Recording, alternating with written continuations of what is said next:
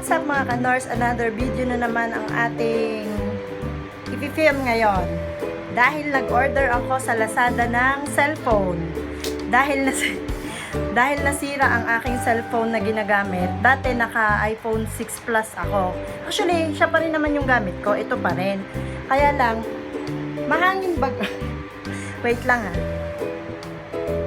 Kaya lang kasi, kaya ako pinalitan.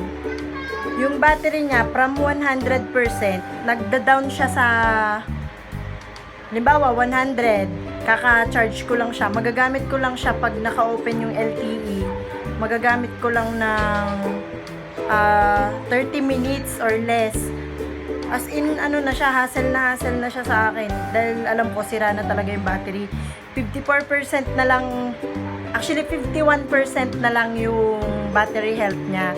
Tapos, kahit hindi ko siya ginagamit sa gabi, kahit 100% siya, pag natulog na ako, sa morning, pagising ko, it's either below 10% na lang siya. So, sira na talaga. Kaya yun, nag-try ako magtingin sa Lazada ng mga phone.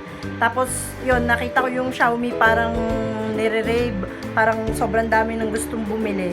Tapos, tiningnan ko naman yung ano niya, yung specs niya. Actually, hindi naman ako masyadong matingin sa mga ganyan sa cellphone. Dahil hindi naman ako expert. Basta maganda ang camera, tinitingnan ko lang. Tapos, ano pa ba? Yung itsura niya, yung usually ganun lang. Tsaka battery, tinitingnan ko. Yung iba, yung mga RAM, yung mga ganyan, hindi ko alam yun. Pero, tiningnan ko siya, parang, ano ba yun? Basta, sabi matagal daw mag-charge. Pasensya na sa aking itsura at napakainit. Wala akong ka-makeup eh. Tapos, ang init. Kung may maririnig man kayong, ayan oh. Kung may maririnig man kayo sa background na electric fan, pasensya na po. At walang aircon ang ka-Nors. Okay. So, dumating siya ngayon. In-order ko siya sa Lazada. From China siya. Tapos, in-order ko siya June 19, tapos dumating siya today, July 3. So, ilang days ba yon? 19.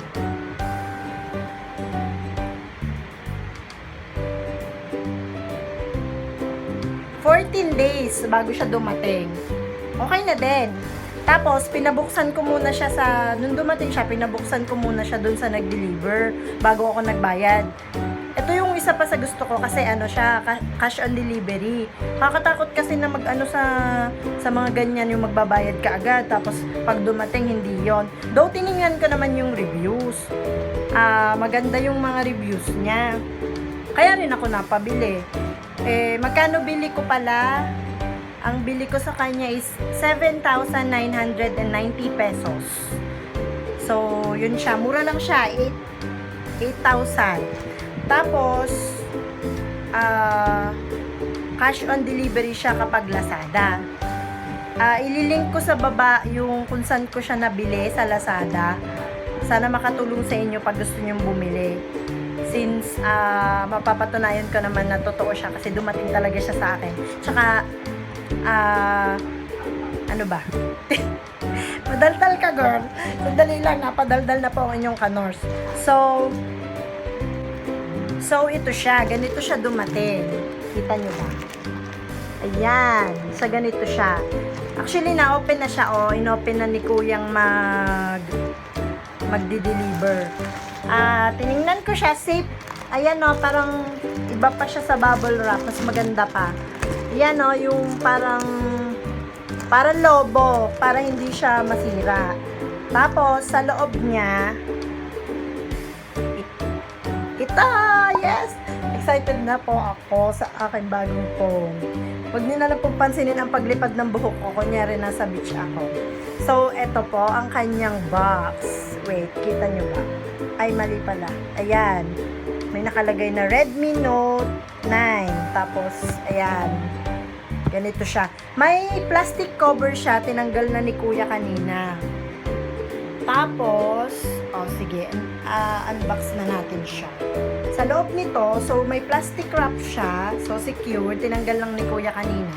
Tapos pag inopen mo, excited na ako. Aray. Bakit ayaw magpabuka? Aray. Wait lang mga kanors. Ayaw na. Aray. Ayan. So, meron siyang tatlong colors. Tinanats ka sa colors. May tatlo siyang kulay.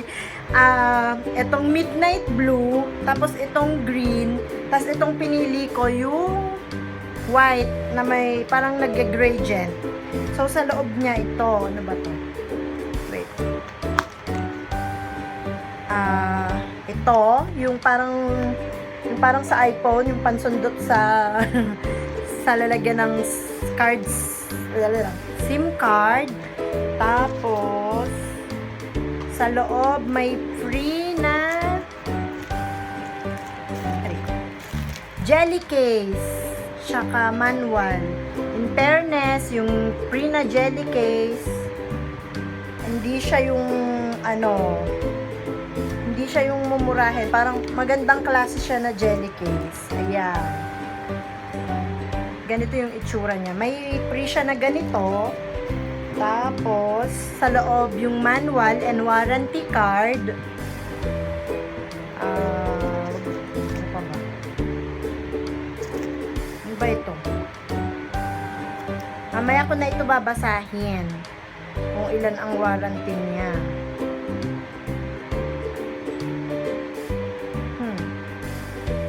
Ano nangyari sa mamaya babasahin? Sige, mamaya na.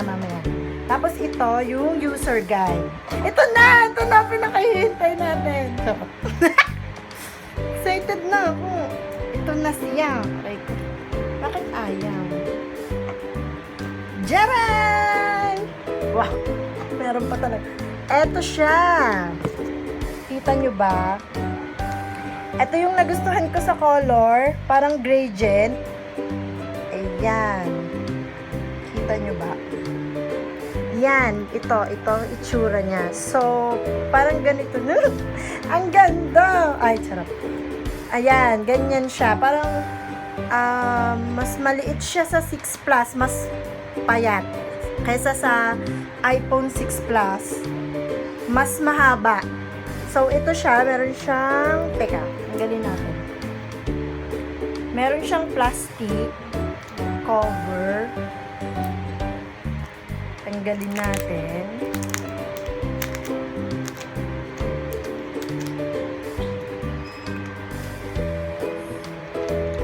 Wala, ito na.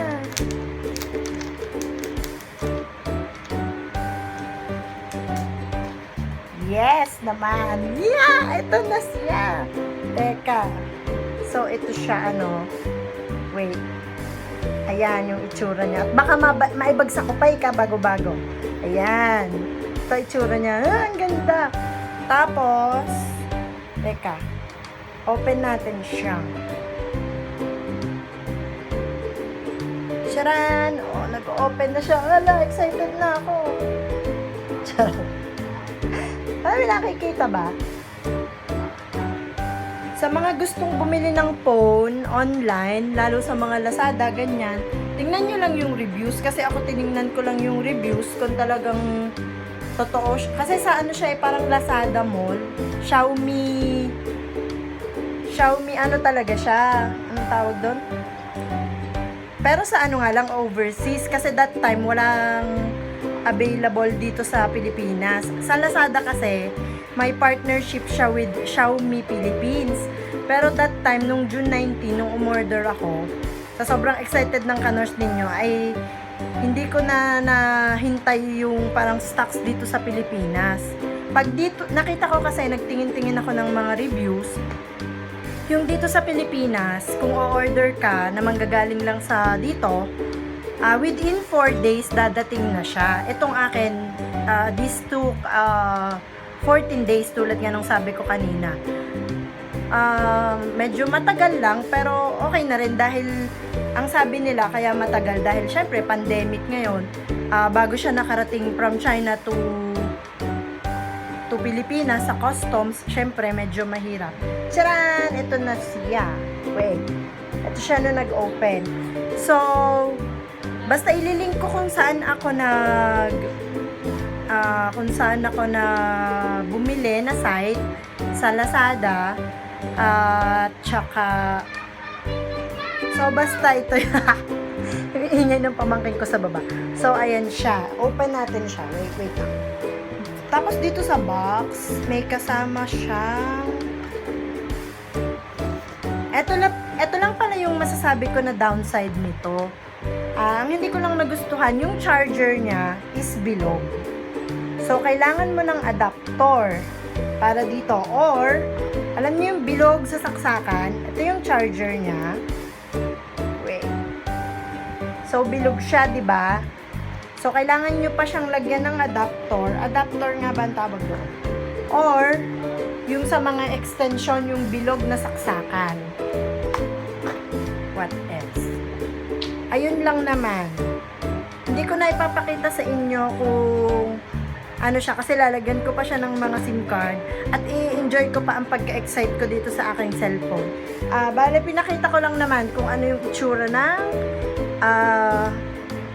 this is pala the Xiaomi Redmi Note 9. 64 gig for yung RAM niya. Hindi ko maintindihan kung ano ibig sabihin ng RAM. Basta, yun yata yung hindi ko alam, basta sa mga ano yun eh. So, ako ay nagbabalik mga kanors. Nung siya ay na-open ko, ang meron sa kanya is naka-built-in na yung kanyang eto, wala pa siyang SIM card, di ko pa nalalagyan. Kasi kailangan ko sa trabaho, kaya nandito pa sa isa kong phone na nasira. Meron siyang meron na siyang games. 1, 2, 3. Meron siyang 5 games. Tapos, ano pa ba? Ayan. Basta yan yung mga built-in ba tawag doon? Basta, ito yung mga ayan, pag open mo, ito yung meron. Kailangan, syempre pa, kailangan pa siyang downloadan ng mga ibang apps. So, ayan lang. Yung mga ano pala niya is ito. Ay, ano ba yun? Ito yung mga ano niya. 48 ang camera niya. 48 MP. 5020 mAh ang kanyang battery. Ito ang nagustuhan ko sa kanya. Muntik na siyang muna. Sabi, sobrang tagal daw itong malobat. At yan na, nakalagay na dyan lahat. Ang kanyang yung mga highlight features ng Redmi Note 9. So, ayan. Inuulit ko lang. Ito siya. Mamaya ko pa siya papalitan. Nilagay ko na yung jelly cover niya. So, ayan so far, so good. Sa itsura ha. Siyempre, sa performance, tingnan pa natin siya. Feeling ko naman maganda siya. So, yun lang. Bago ko pala makalimutan, at nakalimutan ko pala talaga. So, yun, pagdating ng parcel nyo, syempre, galing siya ng, hindi pala siya galing ng China, guys. Hong Kong pala siya, mga kanors galing. Galing siyang Hong Kong, so, syempre, galing pa rin siyang overseas. So, disinfect nyo muna yung pinaka-plastic, 'di ba? Pagkatapos, tapos yung kamay nyo, syempre, alam nyo naman, meron pa tayong COVID. So, yun lang mga kanors, at i-enjoy ko muna ang aking bagong phone at kakalikutin ko muna ito. Titingnan ko kung anong itsura nito. At ako'y excited. Wala naman siyang mga scratch. Maganda siya. So, ayun lang. Ayun lang mga kanors. Thank you for watching. See you on my next video. Bye! Thank you!